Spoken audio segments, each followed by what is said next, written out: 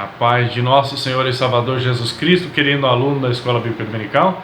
Eu sou o presbítero Gustavo Lima Matos. Estou sob a presidência do pastor Hereno dos Santos na Igreja Evangélica Assembleia de Deus Ministério de Madureira. Também sou professor da Escola Bíblica Dominical. Por gentileza, se inscreva no canal, deixe o seu like, compartilhe a palavra de Deus, faça seu papel como cristão, leve a palavra de Deus às outras pessoas. A lição que nós vamos estudar nesse final de semana faz parte da revista Esther, a Soberania e o Poder de Deus na Preservação do Seu Povo. A lição que nós vamos estudar agora no dia 10 de janeiro, a lição de número 2, traz como título Esther, um espelho para o cristão de hoje. Uma lição de suma importância, trata de mais um trecho da vida desta rainha escolhida por Deus, abençoada pelo Senhor. Tá? Introdução da nossa lição. O livro de Esther nos descreve de uma maneira afetuosa as estratégias de Deus, o qual agiu de modo silencioso para proteger o povo hebreu de seus inimigos. Muito bem, ao longo dos anos, a história ela tem mostrado o povo de Deus num sofrimento, tanto quanto o desejo de algumas nações de quase exterminar o povo judeu. Dentro da história secular, nós podemos citar até sobre a época de Hitler, que quase conseguiu eliminar o povo judeu. A Bíblia Sagrada trata de outros assuntos, como na época, estão registrados a época de Moisés, que o povo esteve cativo no Egito, depois em Babilônia, na época das passagens do profeta Daniel, depois com o rei Ciro, Neemias, e nesta lição hoje nós não vamos ver diferente que na Pérsia os judeus, além de serem escravos, ainda tinha perseguição de um cidadão chamado Ramã, um homem de confiança do rei, mas que dirigiu o seu ódio, a sua fúria ao povo judeu. No caso que nós tratamos hoje, o que acontecia? O rei ele precisava de uma rainha, e Deus ele projetou essa rainha para este rei, só que como canal de sua bênção para salvar o seu povo. Isso o rei não sabia, isso era um projeto de Deus. E é assim que às vezes ele age na nossa vida. Nós não sabemos o que ele está fazendo, mas depois nós colhemos o resultado. Vamos ao primeiro ponto da nossa lição. O papel do cristão no mundo. Esther viveu em um período em que prevalecia a imoralidade em seu reino. Havia promiscuidade, libertinagem, traição, embriaguez e todo tipo de idolatria. Você conhece algum lugar assim? É impossível não perceber que o nosso mundo hoje está semelhante àquele em que Esther convivia. Como uma serva fiel, ela não se deixou corromper com as coisas que o mundo oferece. Ela sabia que pertencia ao povo que tinha aliança com Deus. E você, sabe qual o seu papel no mundo? Muito bem. A lição ela abre o texto com a seguinte colocação: prevalecia a imoralidade. Nós conhecemos hoje ambientes em que se exerce o status nas pessoas. As pessoas estão lá e o ambiente em que ela se encontra exerce um status sobre ela. Esther nos traz um modelo cristão, como diz o pastor Abner de Ferreira, que precisamos demonstrar. Mesmo coroada por sua beleza exterior, não permitiu que a soberba lhe contaminasse. Ela foi coroada pelo seu estereotipo que ela demonstrava, porém isso não fez com que ela se tornasse uma pessoa egocêntrica, devido a este fato. E ela tinha tudo para se tornar assim, mas ela não se permitiu contaminar por este fator, devido a ela sempre se recordar quem ela era, de onde ela saíra, e se recordar também dos conselhos de seu tio. Em 1 Coríntios capítulo 6, versículo 2, Paulo ele dá a receita para o cristão, para o modelo do cristão. Todas as coisas me são lícitas, mas nem todas as coisas me convêm. Todas as coisas me são lícitas, mas eu não me deixarei dominar por nenhuma. Então, este é o papel do cristão: estar em um ambiente que oferece status, mas não se contaminar com esse status e com outras coisas mais. Aí ele diz mais, uma frase, ele foi muito feliz nessa pergunta que ele faz, qual o seu papel no mundo? As pessoas sem convicção de seu papel nesta terra tendem a ser influenciadas pelo ambiente em que estão expostos ou o ambiente em que convivem. né? Todos nós sabemos que a mente humana ela é influenciável. E uma mente humana que não tem convicção do seu papel, do que ela tem a cumprir, ela é muito mais vulnerável ainda. Então compreenda que saber o nosso papel sobre a face dessa terra é muito importante, tá? A pessoa que tem a mente de Cristo, ela deve influenciar e não ser influenciada. Então, o seu comportamento, a maneira como que você fala, a maneira como você trata as pessoas, a maneira como você considera o seu próximo, esses atos, essas atitudes, este comportamento devem influenciar o meio em que você vive. Não você, o cristão, ser influenciado pelo meio onde ele está exposto. Tá? Muito bem? Vamos a 1 e 1 da nossa lição. Devemos confiar no amor de Deus. Deus disse, através do profeta Jeremias, com amor eterno te amei, Jeremias capítulo 31, versículo 3. Ele nos criou e se importa conosco. Uma prova deste amor nota-se na vida de Esther, que tinha uma íntima e saudável comunhão com o Senhor. Deus sabia que ela não abandonaria as verdades transmitidas por seu primo Mardoqueu.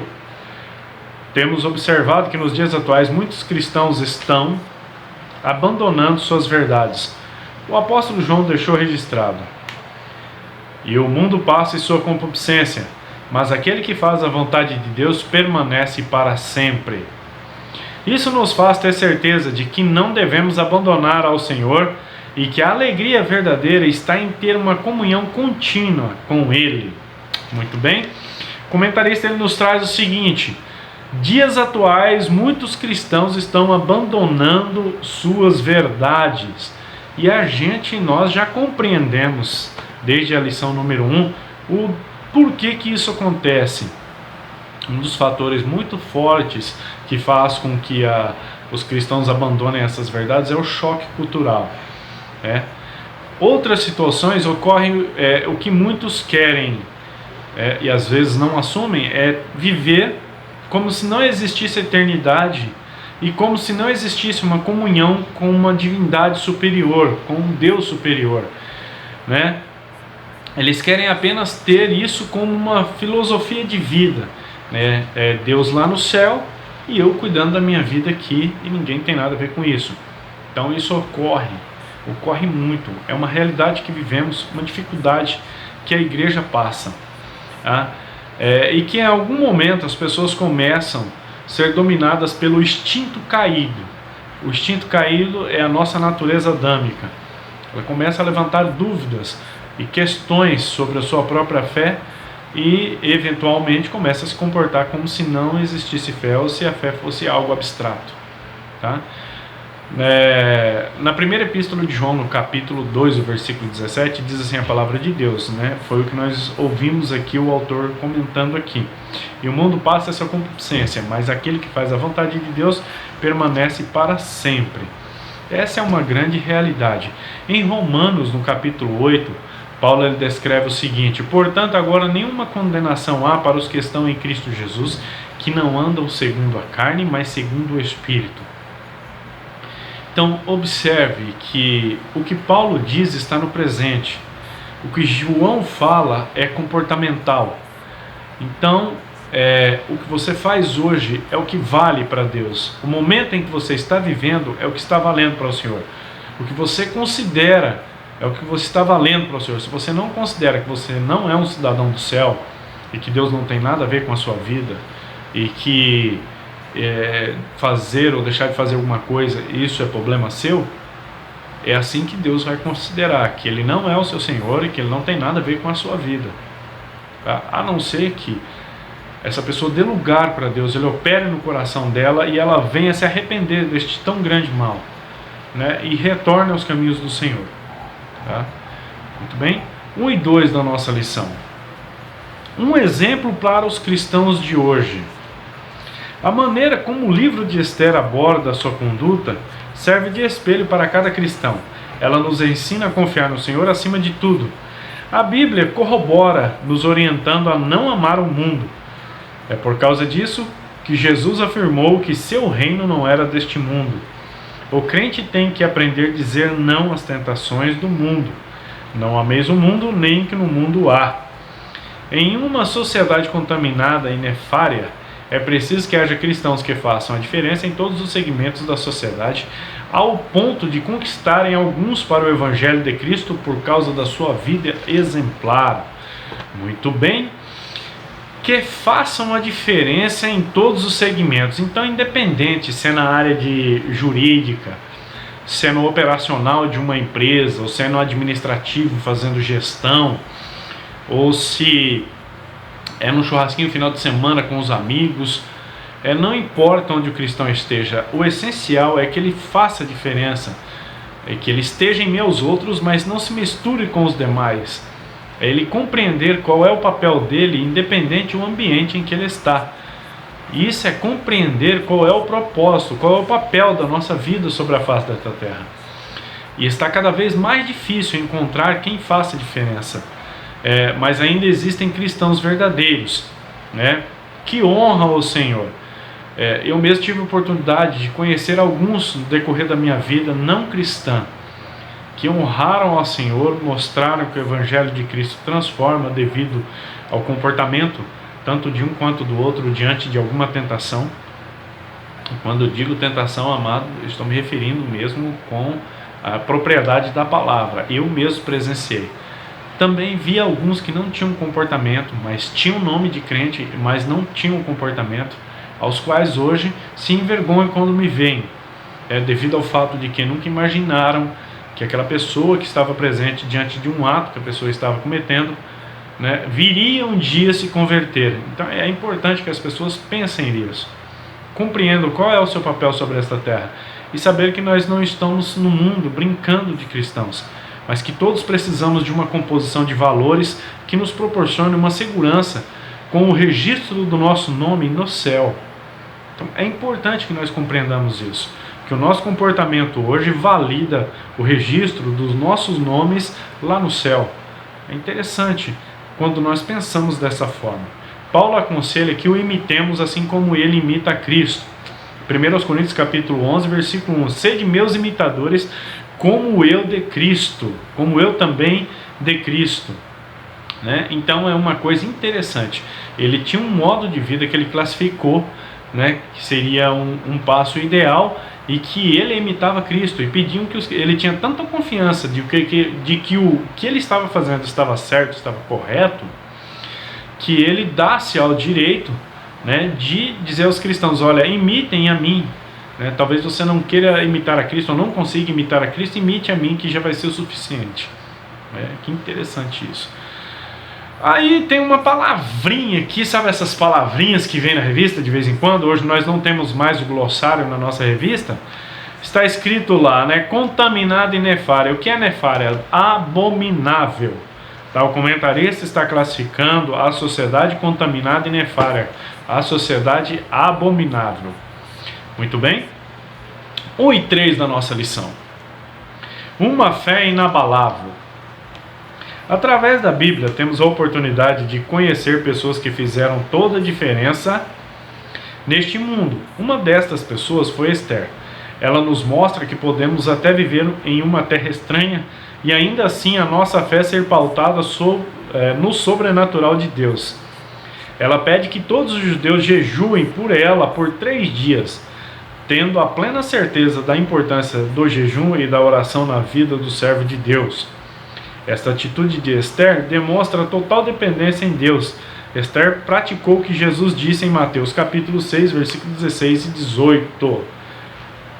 Glória a Jesus, muito bem. O comentarista lhe diz, olha, é um trecho muito importante, onde Esther ela pede aos cristãos que orem e jejuem durante 3 dias, né, intercedendo pela pessoa dela, porque ela, através dessa intercessão, ia interceder pelo povo ao rei. Então o povo falava com o rei, nosso Deus, e ela ia falar com o rei pessoalmente, e também ela estaria também nesse mesmo estágio, jejuando e orando devido a esses 3 dias, que foi o prazo que ela pediu. Compreendemos aqui então que ela teve uma fé, né, que os judeus compreendiam que Deus estava prontificado a atendê-los, a ouvi-los e atendê-los e também ajudá-los. E o comentarista ele diz assim, através da Bíblia, ela é o veículo, é o meio pelo qual chega ao nosso conhecimento, né? Os propósitos de Deus, um instrumento tão valioso que é o jejum e a oração, né? E nos transmite este conhecimento tão importantíssimo para a nossa vida espiritual. Para você saber que a sua oração, o seu jejum, ele tem um valor importantíssimo diante de Deus, né? E isso compõe a nossa vida cristã. Esse trecho da Bíblia que nós investigamos, que lemos, e que às vezes você ouve através das pregações, vai compor, né, a sua reputação cristã, que você segue, já seguiu e ainda continua executando. Estar comprometida algumas partículas da palavra de Deus devido às versões bíblicas que temos atualmente rodando este mundo. Por exemplo, dependendo de algumas traduções, você pega a passagem de Romanos, que eu acabei de citar, quando nós estávamos falando do ponto 1 e 2, aliás.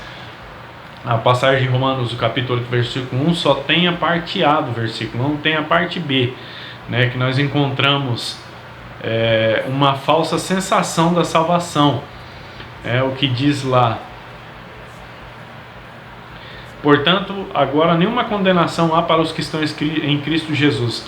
A parte B, onde diz assim que não andam segundo a carne, mas segundo o Espírito, não tem. Então, tenha cuidado com as versões de Bíblia, né, que está chegando para você, ou que você está indo em busca. Examine bem a palavra, para que não haja erros e te leve a errar também, tá? Estamos encerrando o primeiro ponto. Eu ensinei que é preciso que haja cristãos que façam a diferença em todos os segmentos de nossa sociedade, ao ponto de conquistarem alguns para o Evangelho de Cristo por causa da sua vida exemplar. Muito bem. Segundo ponto da nossa lição: um exemplo de fidelidade. Em sua carta a Timóteo, Paulo escreveu: seu exemplo dos fiéis, na palavra, no trato, na caridade, no espírito, na fé, na pureza. 1 Timóteo capítulo 4, versículo 12. Esther nos dá este exemplo em sua dependência total de Deus. Esther tinha tudo para ser uma pessoa triste e desanimada. Entretanto, isso não é o que vemos. Notamos que ela está firmada na palavra do salmista, que declarou: Deus é o nosso refúgio e fortaleza, socorro bem presente na angústia. Salmo 46, versículo 1. O exemplo de fidelidade é uma das características mais importantes do autêntico discípulo de Jesus. Muito bem. Tinha tudo para ser triste e desanimada. O personagem de Esther trata-se de uma pessoa como nós. Talvez Esther até tenha passado momentos de dificuldade que você não passou. Ou talvez ela tenha passado momentos de dificuldade que você passou momentos piores ainda. Fato é que trata-se de alguém de carne e osso, né, exposta ao cotidiano do dia a dia, e que tinha tudo para ter um complexo de baixa autoestima. E o que faz esse complexo de baixa autoestima? Leva as pessoas a ficarem presas em alguma situação a qual se frustraram excessivamente, profundamente frustradas, e se transforma em uma âncora que não permite que a pessoa siga em frente, siga, né, o seu caminho. Ela fica ali presa, amarrada por aquela ocasião que aconteceu e que ela se frustrou de uma maneira muito profunda.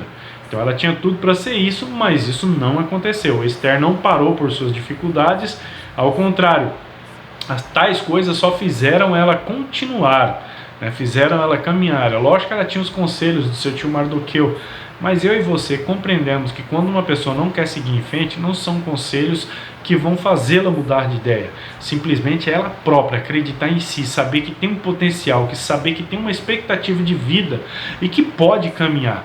E que as ocorrências que aconteceram devem ficar reservadas para outro instante, para serem lembradas como exemplo e serem carregadas dentro do coração, mas não para ser um modo de vida, e sim acreditar que Deus é Pai e Ele está nos atendendo. Exemplo, não é segredo quando ele diz exemplo, exemplo dos fiéis. Então não é segredo que Esther ela sabia o propósito de Deus para a sua vida, ela tinha compreensão do propósito. E em situações favoráveis ou desfavoráveis, ela demonstrou fidelidade. Isso é importantíssimo. Não é mostrar fidelidade a Deus, olha, eu sou fiel a Deus quando eu estou sendo abençoado, quando Deus abre a porta do trabalho, quando a conta no banco tem sobejando, quando não está faltando nada. Não é só ser fiel também, ter fidelidade também quando em momentos desfavoráveis. Por que eu citei momentos favoráveis? Porque existem pessoas que são fiel em momentos desfavoráveis, porque está orando, está buscando, quer sair daquela prova, mas quando está na bonança, se esquece do Deus que produziu aquele estado de bonança, aquele estado de paz, de graça, né? Se esquece dele e o deixa para trás. Então ela demonstrou toda essa fidelidade, tanto em uma ocasião quanto outra, demonstrando assim os ensinamentos de Mardoqueu, seu primo, e também demonstrando o seu caráter formado. Muito bem? 2 e 1 da nossa lição. Faça a diferença onde você estiver. Embora vivendo em uma terra estrangeira, Esther não deixou-se levar pelas influências que o mundo pode oferecer. Assim como Esther, o cristão de hoje são peregrinos em uma terra estrangeira, pois o nosso reino não é deste mundo.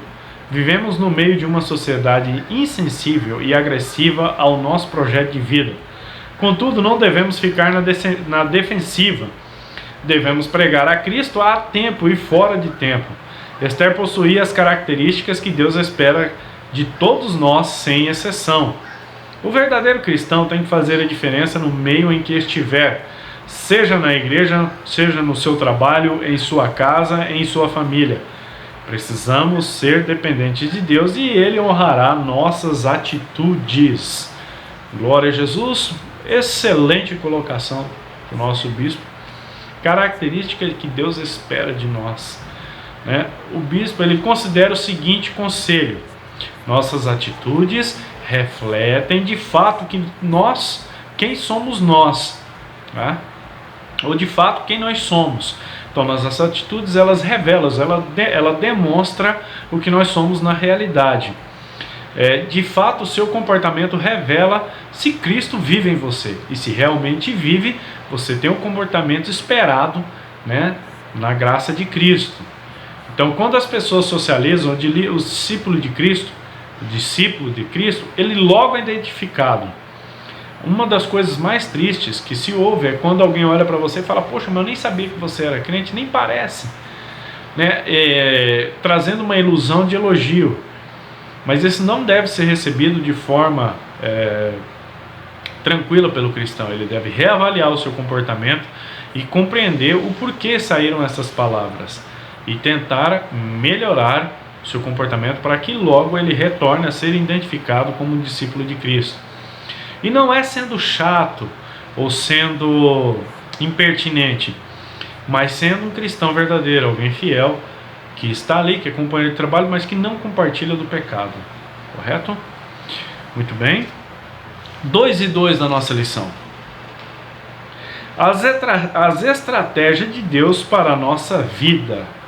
Ao falar sobre as estratégias de uma vida vitoriosa, nos vem à mente 2 personagens, Esther e José. José entrou na presença do rei quando foi convocado. Esther entrou sem ser convidada. Esther foi capaz, mesmo sendo indigna por ser judia, de tornar-se rainha na Pérsia. José tornou-se governador de todo o Egito. Aprendemos com a história de ambos que, quando o Senhor quer abençoar, Ele se utiliza de várias estratégias. Quando Deus quer abençoar, o que importa de fato é a nossa comunhão com Ele.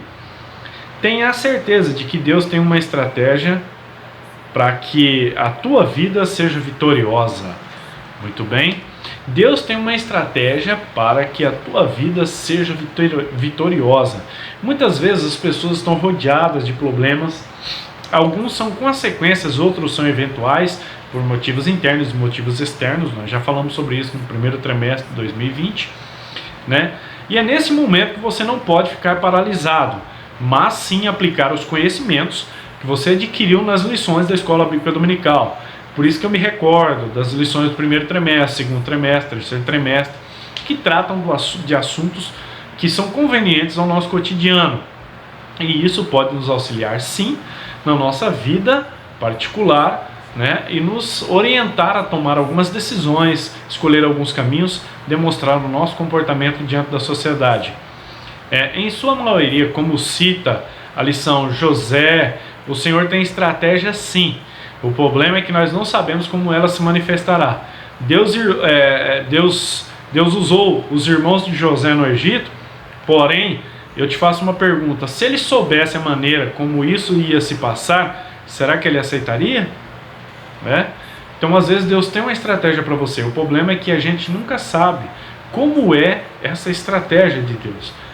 O importante é você saber o seu papel, o seu propósito, né, diante de Deus. Agora, a estratégia que Deus tem para você é um mistério só para Ele, e quando Ele quer, Ele revela.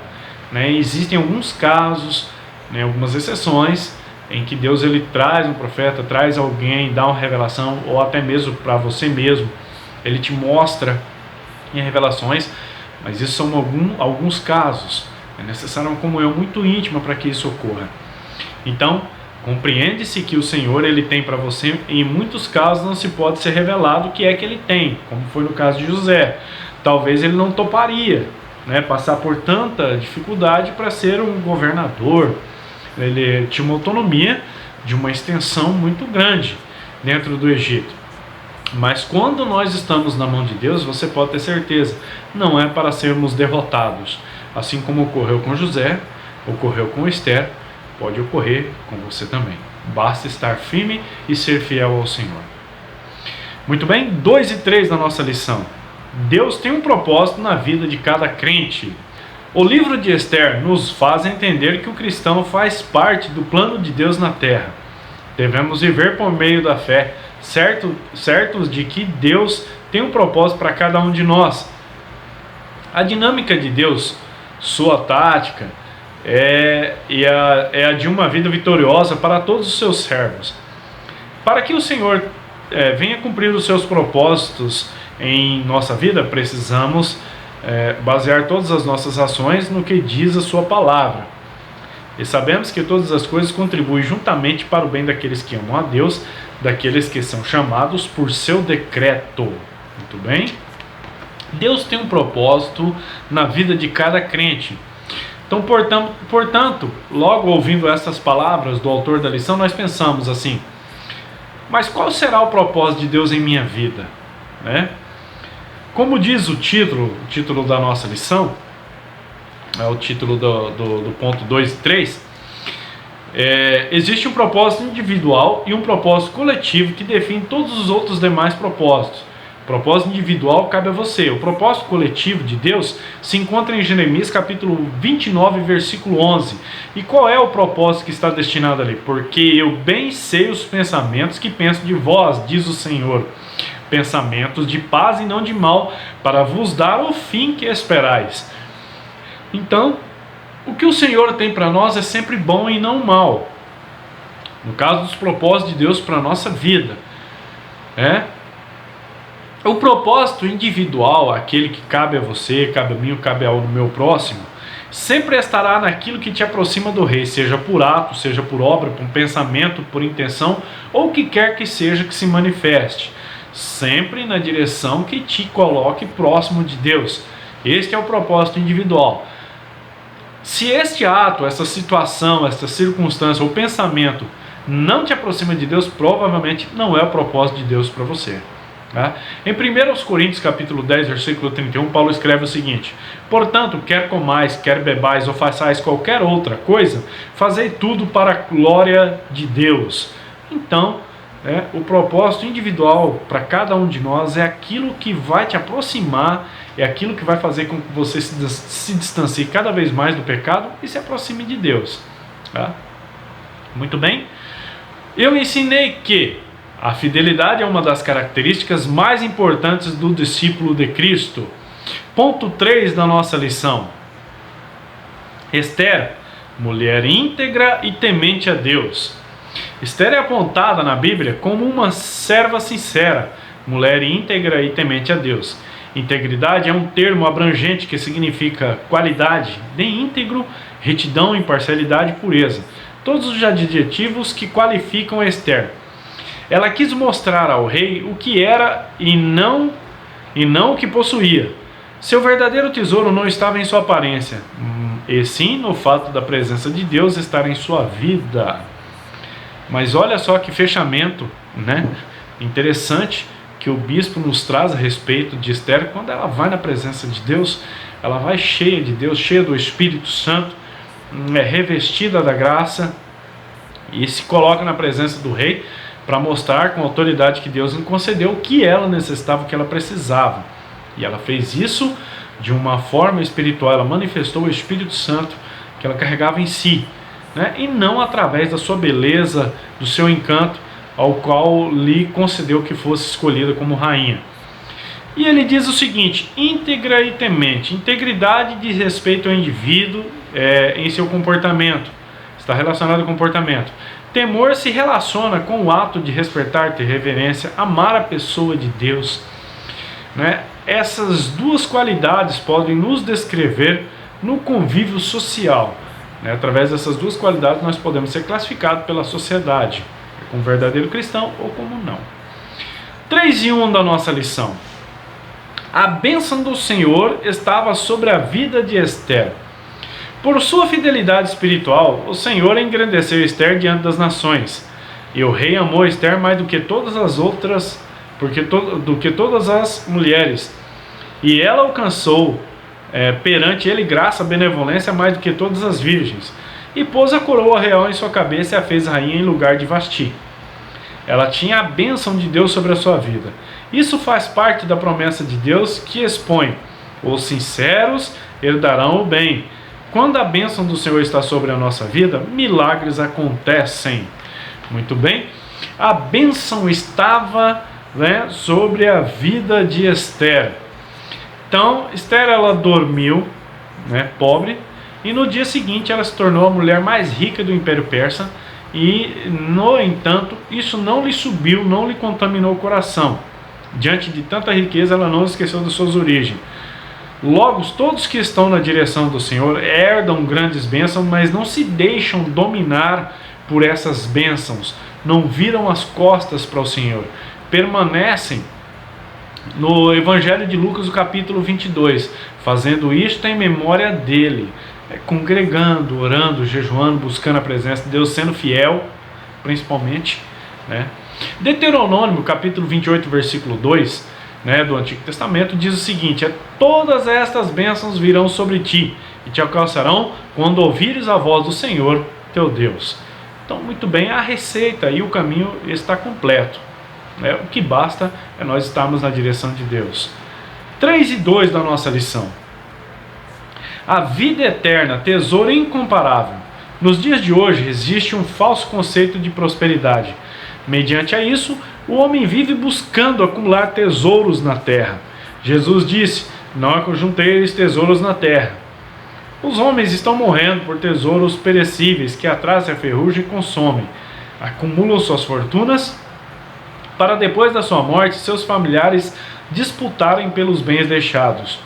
Porém, os servos de Deus procuram depositar sua fé em Deus por meio de seu Filho, Jesus Cristo, sabendo que o seu tesouro incomparável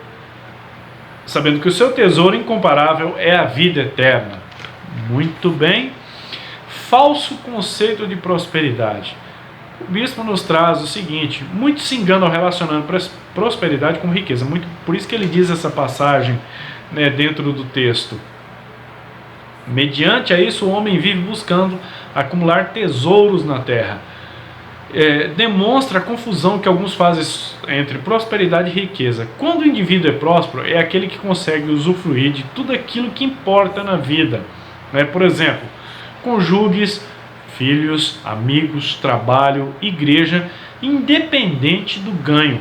Ele consegue administrar a sua economia independente, ao ponto de não ter necessidade, pois o Senhor provê em sua vida. E tudo que o Senhor provê, ele sabe administrar. Existem muitos lares que o Senhor abençoa da graça, mas por não saber administrar, a pessoa usufrui muito pouco da bênção de Deus. Muito bem? 3 e 3 da nossa lição. Verdadeira paz só em Jesus. A oportunidade para se ter um relacionamento saudável com Deus está disponível a todos os homens. Este relacionamento talvez não resulte em prosperidade material aqui na terra.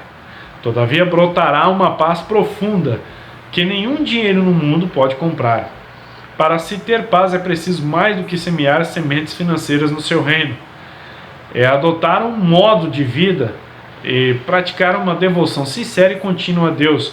Como disse o profeta Isaías, somente em Jesus podemos encontrar a verdadeira paz, pois Ele é o príncipe da paz. Isaías capítulo 9, versículo 6.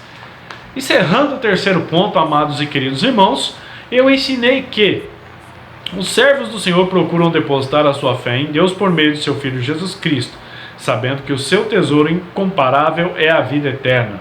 Conclusão da nossa lição: aprendemos nessa lição que a nossa vitória está em um conjunto de passos e de atitudes, de comportamentos. O livro de Esther nos ensina que nossas atitudes podem influenciar no processo para sermos bem-sucedidos, como José, Esther e tantos outros. Servir a Deus corretamente é fundamental para cumprir nossa missão como os discípulos de Cristo. Amado e querido, muito obrigado por me acompanhar até o presente momento. Que Deus te abençoe e te dê graça, uma semana abençoada, um domingo excelente, uma escola bíblica dominical excelente. Deus te dê graça para ministrar como nunca tenha ministrado antes, e que o Senhor Jesus Cristo se faça presente sempre em sua vida. Assim eu te agradeço e te desejo a paz do Senhor.